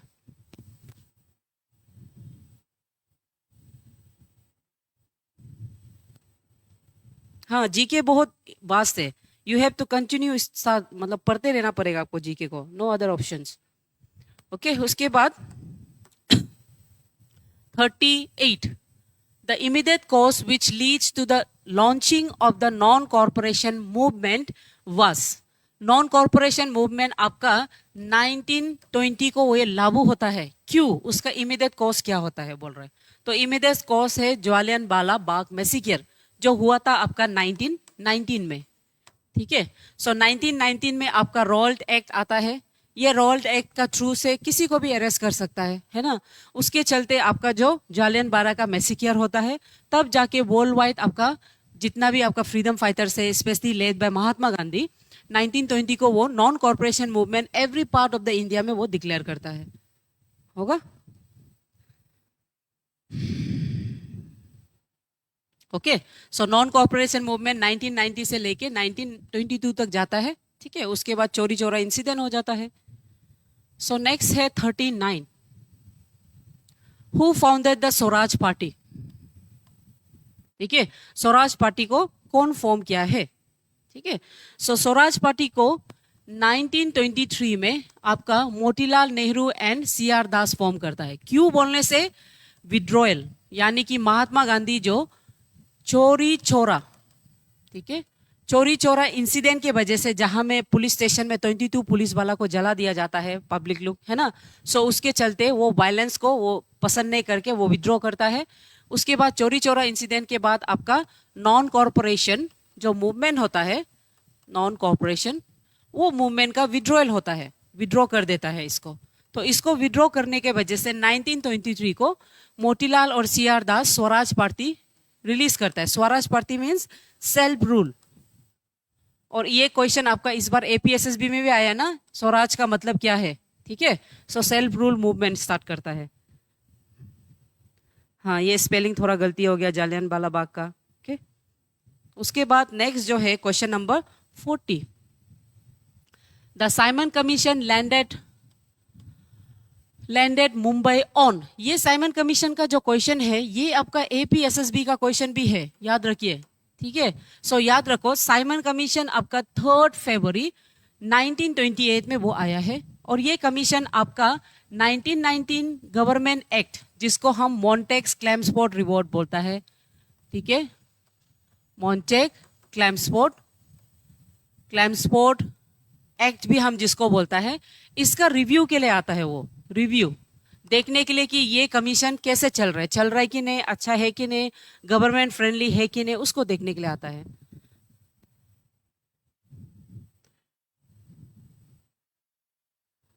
आ सकता है, क्यों नहीं, एसआई का पोस्ट क्यों नहीं आ सकता है। ठीक है, उसके बाद question number 41, carbonisation and hydrolysis are the example of. Carbonisation का मतलब क्या होता है? आपका carbon dioxide reacts with water to form carbonic acid, है ना, कार्बोनिक एसिड फॉर्म करता है। हाइड्रोलाइसिस मीन्स क्या है? वाटर का रिएक्शन विद एनी, मतलब एनी लिटोस्फीयर का कोई भी, चाहे वो रॉक्स हो सकता है, कोई भी फॉर्म करके ये other compound, chemical compound form करता है। ठीक है, तो यहाँ में ऑटोमेटिकली आपको समझ जाना है, जहां वाटर का रिएक्शन है ऑब्वियसली वो केमिकल रिएक्शन होगा, बी। ठीक है, ये आपका ज्योग्राफी का पार्ट है, होगा। Question number 42, the Ural mountains were formed in. सबसे पहले उरल माउंटेन्स है कहा, उसको पता करो, है ना। और उरल माउंटेन्स जो ये आपका यूरोप और एशिया का बीच का माउंटेन है, यूरोप एंड एशिया, ये दोनों का बीच का माउंटेन है। और ये माउंटेन आपका पेरिमियन पीरियड का माउंटेन है। ठीक है, ये माउंटेन जो आपका पेरिवियन पीरियड का माउंटेन है विद द एज, हाँ, केमिकल वेदरिंग, वेरी गुड। हम थोड़ा स्पीड जा रहा है बिकॉज टाइम कम हो गया है ना, अदर मतलब ऑनलाइन का सेशन होना है अभी। सो ये जो आपका 250 से लेके अराउंड 300 मिलियन ईयर्स ओल्ड है। ठीक है, और ये आपका यूरोप और एशिया का जो माउंटेन है उसमें है।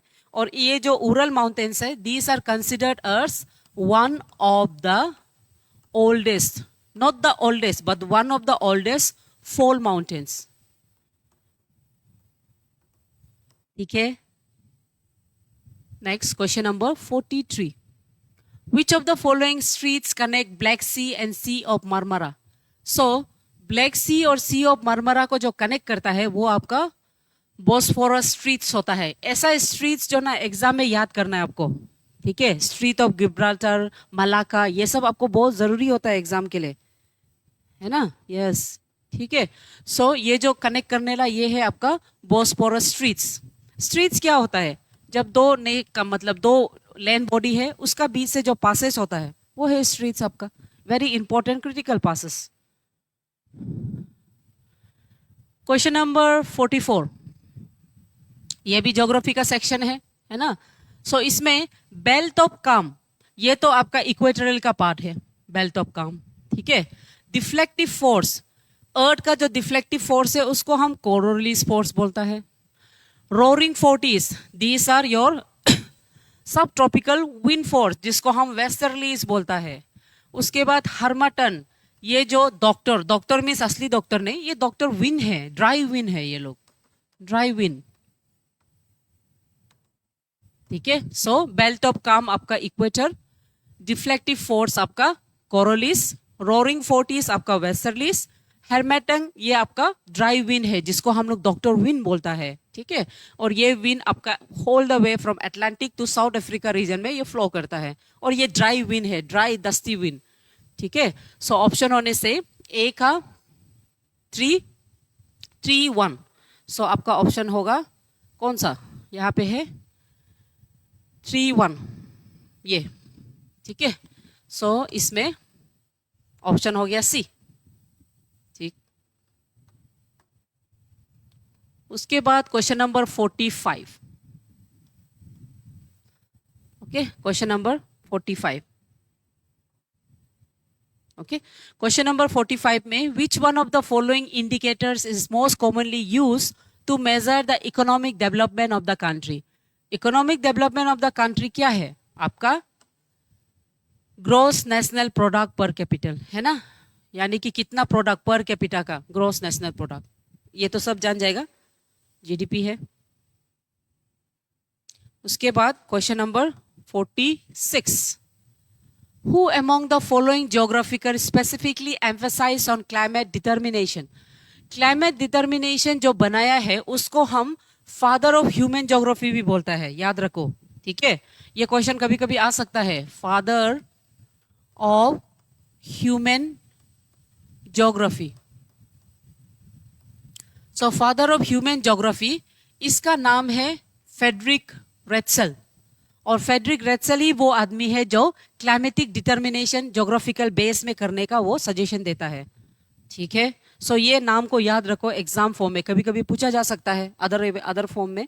सो ये है आपका बी। ओके, 46 का आपका बी। हाँ, वेरी गुड। जीडीपी है, आप जानता है, आप भी जानता है, वेरी गुड। उसके बाद आता है आपका क्वेश्चन नंबर 47।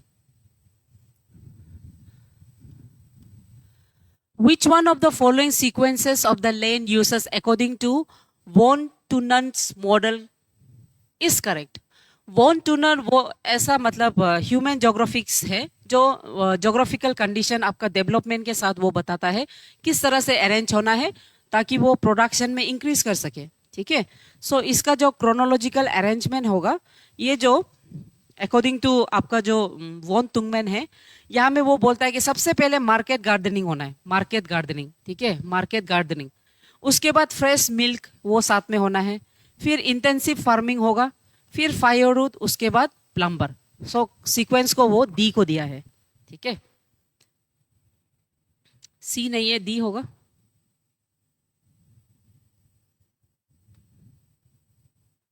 ठीक है, उसके बाद question number 48। What are the basis of agroclimatic regionalization process by Indian Planning Commission? Indian Planning Commission, हाँ, ये क्वेश्चन नंबर 48 का अगर आप लोग बता सकेगा। सो इंडियन प्लानिंग कमीशन आपका 1988 को, ठीक है, 1988। प्लानिंग कमीशन तो 1950 को आया है, आप लोग मालूम है ना। प्लानिंग कमीशन इंडिया का 1950 को आया है। ठीक है, 1950 को एस्टैब्लिश किया था। और प्लानिंग कमीशन का आइडिया जो सोवियत यूनियन से लिया है, जो अभी फिलहाल रशिया बन गया है सोवियत यूनियन से, उसको भी याद करो।